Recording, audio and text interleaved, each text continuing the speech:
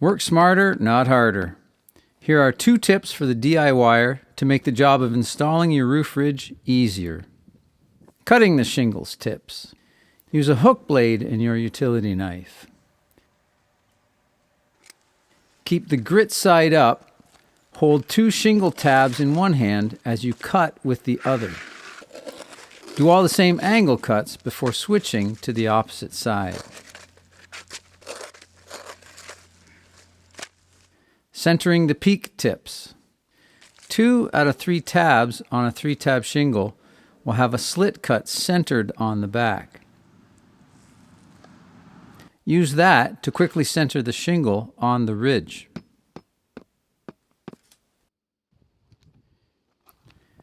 I hope that was helpful. Don't forget to like and comment, and stay safe up there, people. Thanks for watching.